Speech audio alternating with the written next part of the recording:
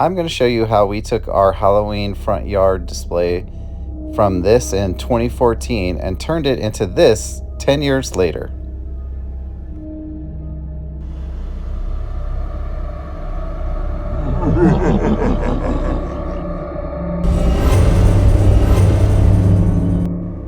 "2010 is when it all started. This is my old house, and this was the first year I got to put decorations out. I was no longer working at a haunt, so I had the time to finally do something at my own house. And as you can see, I started small and didn't have a whole lot. 2011 was the first year that I started making my own Halloween decorations for the house. I created that skull archway there. I painted a bunch of skulls on some wood, and then I cut the inside edge of the wood, and it was created to fit perfectly on those steps. And this ended up becoming one of my favorite scares of all time. On Halloween night, I would wear an all-black robe with a black mask, and trick-or-treaters would come up and have to go through the skull archway, and our door was on the left side, and I would be hiding in the corner behind those skulls on the left side. And they would be inches away from me, knocking on the door and not knowing I was right there until I jumped out at the perfect time. And some of the people that we scared would run off and not even get candy from us. 2012, I made my giant Grim Reaper. I'd always wanted to make a giant Grim Reaper, and so I went for it this year. And on Halloween night, it was where I was hiding. I created it so I could hide in the back side of him, and as the trick-or-treaters would come up to the house, and before they got to the skull archway this year, I would jump out and scare them. 2013, we just keep adding more and more Halloween decorations throughout the whole yard. We added more lighting, and this year I created my own window scene setters. I just used some black construction paper and some orange tissue, and this was the first year we did a small walkthrough. I moved the skull archway over, and that was the entrance to the haunt. We had, I think, like 3 rooms and a couple hallways, and on Halloween night, we had 5 actors in there scaring. 2014, we moved to our new house, and it has a huge front and backyard. I never get to put in as much time as I would like in the front yard decorations because I'm spending most of my time working on the walkthrough, and now at the new house, the walkthrough is just so big and takes up a lot of our effort.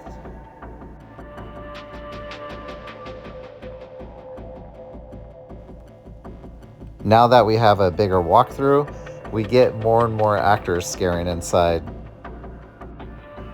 2015 is the first year I start working with foam to make my new Frightmare sign.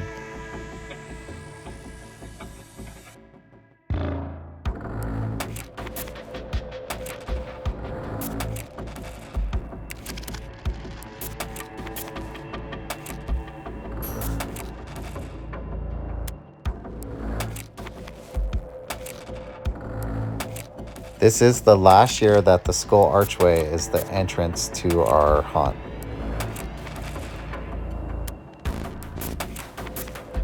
"2016 is the year that I do one of my biggest upgrades out front. This is the year that I made my new front facade. The facade is made out of wood and foam. I carved all the stone texture into the foam and all the different details and stuff. And then I created a bunch of skulls that are glued on there. And then at the very top of the facade, the letters that say Frightmare are made out of wood. There is a video that shows more of the facade and the making of it that you can go back and check out on our channel.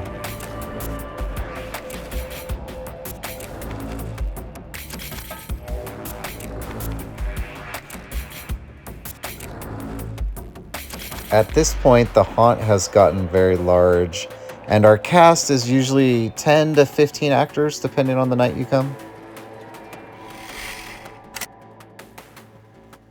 2017, there's nothing major added out front. There's just some small things here and there, some things moved around, add some tombstones. I do start adding skeletons. Each year I just get a couple skeletons and add more and more over the years.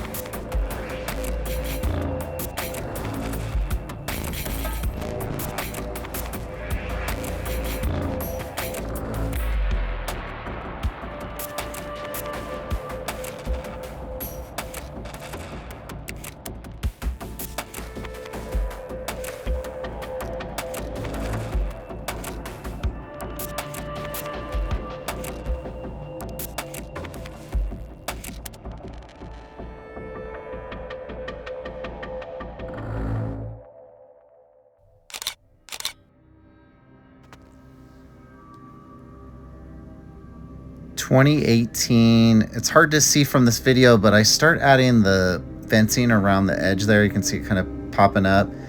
I get, I think, about halfway through the yard with it this year, and then the next year it goes all the way. I was able to find enough pieces to cover the whole yard.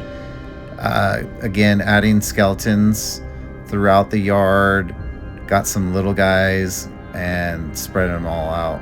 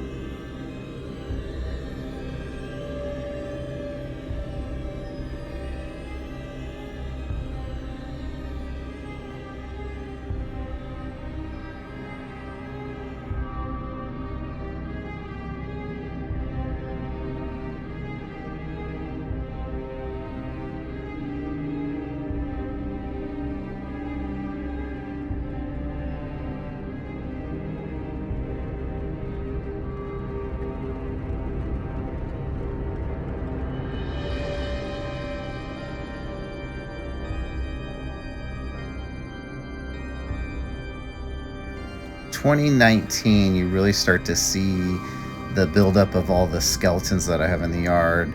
They are throughout the whole yard, and every year I try to make little scenes with them and have them doing different things and doing different stuff throughout the whole yard.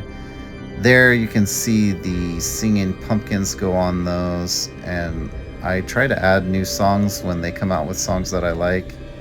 And here's some of the little skeletons messing with one of the big skeletons, and the little guys are the ones you always got to watch out for. They're always up to no good.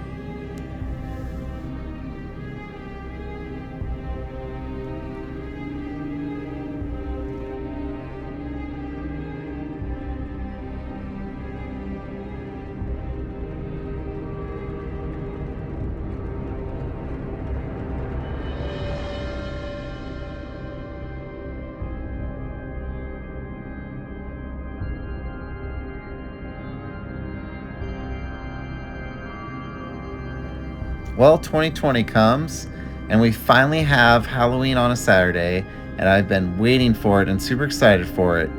But COVID kind of messed all that up, and we do not do a full walkthrough haunt this year. Even though I was super bummed about that, it finally allowed me to just focus on decorating outside and put all my effort into that. And as you can see, I put out a ton of decorations, and I have the whole front decked out from top to bottom. And as you can see in the background, I was one of the lucky ones to be one of the first people to get the giant 12-foot skeleton, and I was so excited for him, and I knew exactly where I wanted to put him and what I wanted to have him do. I also had right in front of him, I had a projector on that screen right there that had some skeletons doing some stuff, and I created those pumpkin stacks, and they had lights in them and everything, and you'll see that in some of the nighttime photos.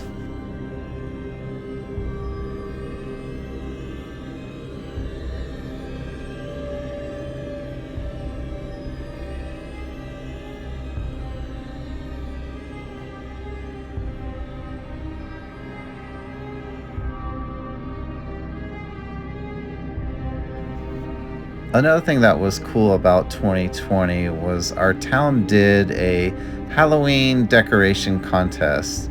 And yeah, we were one of the winners. And we got this really cool trophy that we put out front in the display.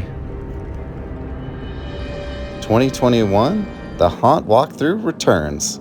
We bring back the haunt, except that we only do the haunt in the front yard this year, so it's a lot smaller, which is nice because it has still allowed me to put a lot of effort into the front yard display.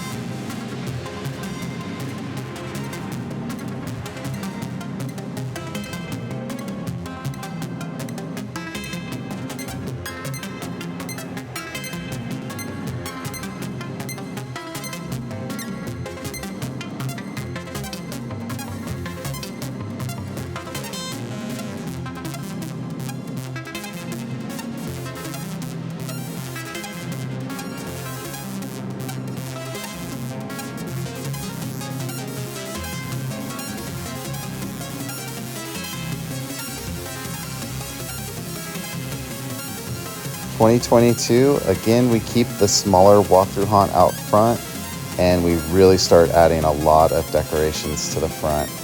We got a lot of new skulls, a lot of new skeletons.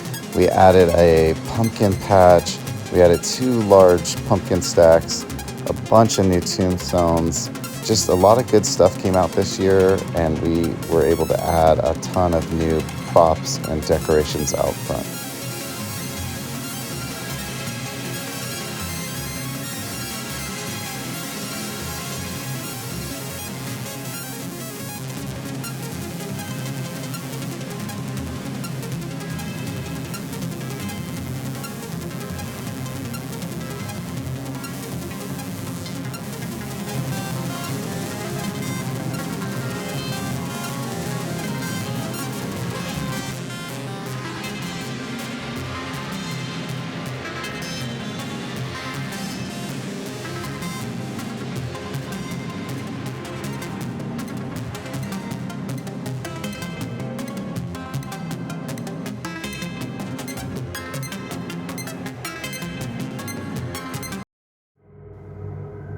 2023 was a big year for us.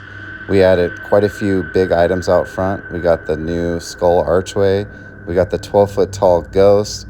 We got a bunch of new skeletons, some tombstones, some pumpkins and jack-o'-lanterns.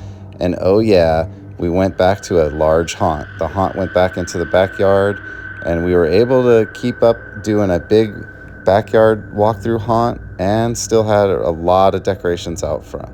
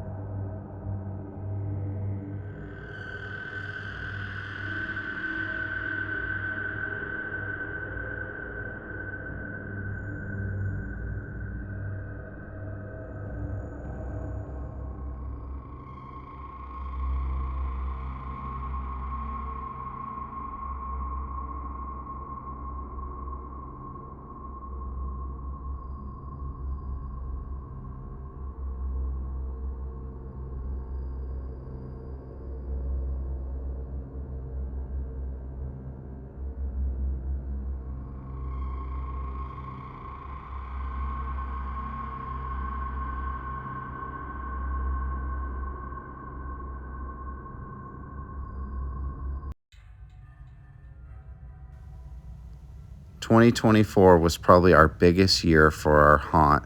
We added a lot of stuff outside. We got the custom garage door cover with our haunt logo and a bunch of our haunt characters on it.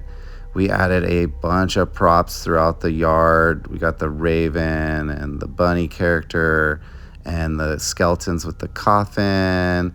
And we added another large character. We got the floating reaper there in the background.